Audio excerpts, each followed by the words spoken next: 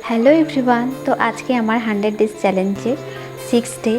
তো সকাল সকাল লেবু জল খেয়ে নিলাম, আর তারপর মাম্মাম এখানে একটু ছবি আঁকছিল, তো কালার করছিল। আর তারপর মাম্মামকে স্নান করিয়ে দিয়েছি আর আমিও করে নিয়েছি।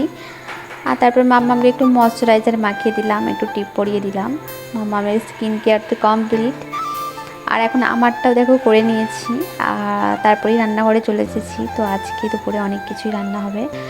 তো আজকে তো ছোট্ট ছোট এই চুনো মাছ কিনেছিল, তো মাছগুলো এখন ভাজতে বসিয়ে দিয়েছি। তো মাছগুলো দিয়ে করব আলু, বেগুন, পেঁয়াজ দিয়ে ঝাল। তো এই চুনো মাছের আলু দিয়ে ঝাল খেতে আমার খুব ভালো লাগে। এই ছোট ছোট মাছগুলোর ঝাল বানাবো। তো দেখো এখানে সব কেটে নিয়েছিলাম, আর তারপর একটু পেঁয়াজ দিয়ে আর কালো জিরা দিয়ে কিন্তু আলুগুলো দিয়ে দিয়েছি। আর তারপর হলুদ, লঙ্কা, জিরা, নুন, বেসিক যে মশলাগুলো সেগুলো দিয়ে কষিয়ে নিয়েছি। আর পরিমাণ মতো জল দিয়ে দিয়েছি। আর মাম্মাম না তো এই ছোটো মাছ ভাজা খেতে খুব পছন্দ করে, তো ও এখানে আটা নিয়ে খেলছিল, ওকেও দিয়ে দিলাম। আর এদিকে আমি দেখো ঝোলটায় জল দিয়ে দিয়েছি, আর এখন মাছগুলো দিয়ে ফুটিয়ে নিয়েছি। আর এখন কিন্তু আমার মাছটা রেডি।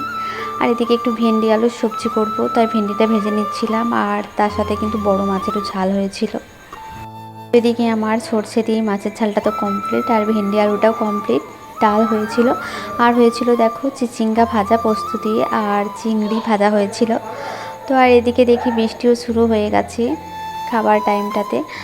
আর মাম্মামকেও খাইয়ে দিয়েছি, ওর বাবারও খাওয়া হয়ে গেছে। আর এখন আমার ভাতটা নিয়ে আমি বসে পড়েছি।